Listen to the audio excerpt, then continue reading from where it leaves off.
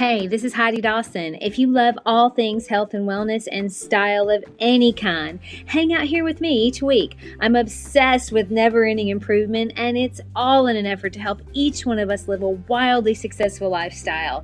Subscribe today so you don't miss a thing.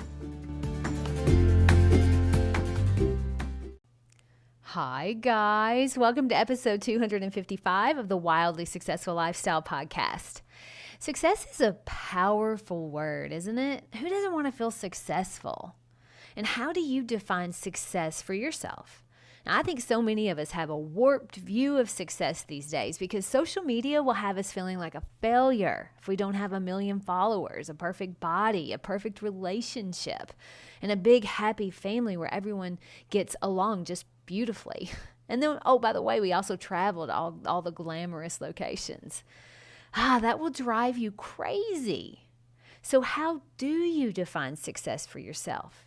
Do you define your success by where you are today compared to where you were yesterday? That sounds kind of healthy. Or do you define it by where you are today compared to where someone else is today? When you define your success by what someone else is doing, your brain will give you lists and lists of things you should be doing that maybe you don't even want to do. I'll touch on that in just a little bit. But I do think that this is something we all do. I know I've fallen prey to it as well. I mean, I follow this darling girl on Instagram. Her handle is Loverly Gray. She just passed 1 million followers. Now, she puts together the most adorable outfits from totally affordable places like Gap and Walmart and Target. It's amazing what she's done and the business that she's built. But she's been working at it for 5 years. And in the beginning, she just did what she was passionate about. She had a very consistent approach to her posts, though. Now, I like clothes, and I can put together cute outfits, but it isn't my passion like it is for her. That's the difference. She's successful because it's her passion, and she's put in the work to do what it takes to be successful. Now, I don't think I'm a failure because I don't have a successful fashion blog, because I know I'm not going to do what it takes to be successful there. It just simply isn't my passion. It's not what gets me excited for the day like it does her. And part of being wildly successful means being honest with ourselves and being honest with what we want. Maybe what we want and what society throws out as success standards are very different. Be honest with yourself. Are you willing to put in the effort to have 1 million followers, to run a Fortune 500 company, to be a size 2 model? You may. I don't know the answer to that. Only you do. But being interested in something and making a living doing it are really different. Here's the thing, though. I get to decide how successful I want to be at anything and what success looks like. I get to define that.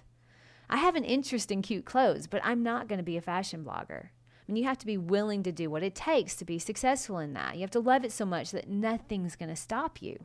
Brittany of Loverly Gray, she puts together a minimum of 3 posts per day of new cute outfits. And sometimes she'll have 5 different outfits in one post 3 times a day.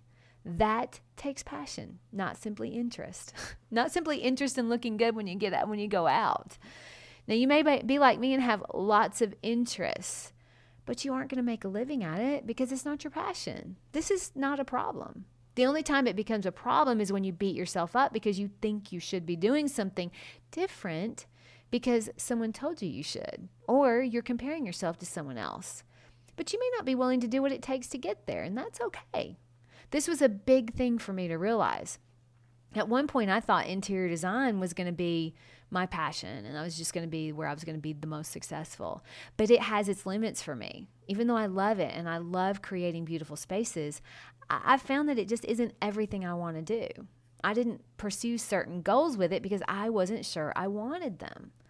And I'm grateful for design because it allows me the money to be able to pursue my true passion that I never get tired of. And that's mindset, growth, self-improvement, helping us all be the best version of ourselves, whatever that means. I don't want to have a big firm. I even declined a job with a highly sought-after architect firm locally because it didn't feel 100% right to me. So for me, I love fashion, but it's an interest, not a passion. I love design, and there is passion there, but there is still something missing. And since I followed my dream of my podcast and life coaching, it just feels so right It takes a lot of time to do this podcast. And at first, no one was listening, but I wasn't going to quit. That was never even an option. I feel passionate every time I'm creating an episode. I get excited on the days where I know I'm creating one and publishing it. So defining your idea of success will help you see if your love of something is an interest that's fun or a passion that goes much further. I'll use myself as an example, and I'm being pretty transparent here. My idea of success when it comes to fashion is honestly looking and feeling my best every single day, whether I go outside the house or not. So yes, I want my pajamas to be cute, and I have the most adorable robe that my husband even told me I look like a damn princess in it. It's lavender with leopards and greenery on it. It's amazing. And when I go out, I love to get dressed up and wear heels and shop and stay up to date on fashion. That is the idea of success for me in that area. I do pretty good. I can use some work on my gym fashion, but there's always room for improvement. But I'm not going to be a fashion blogger with that level of success. Okay, now my idea of success with design is a little bit different. It's to create spaces that my clients are obsessed with, where I work a couple days a week on design and it doesn't get in the way of travel, and it provides income so that I can pursue my other one true passion of spending my time coaching and podcasting. So yes, I am as successful at interior design as I want to be. Now with my mindset work and my podcast, the sky is the limit. I have gigantic goals for my podcast and my coaching.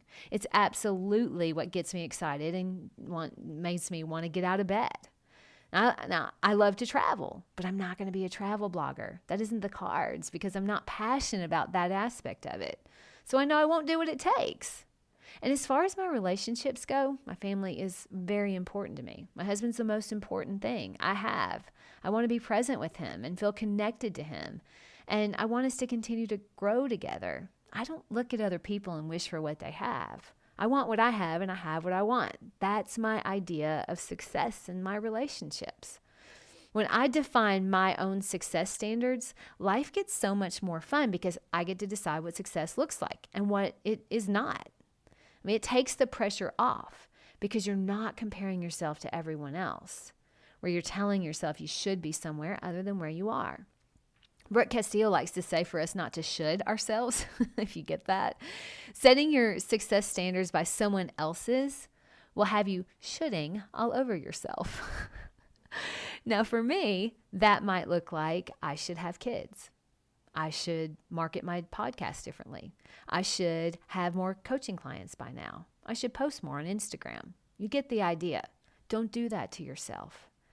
I work really hard to only compare myself and my success to who I was yesterday and not to what someone else is today. It's a work in progress. I'm always working on it. Social media can make that difficult, but it is our responsibility to recognize when we're doing that and to stop doing that. Got to stop comparing ourselves.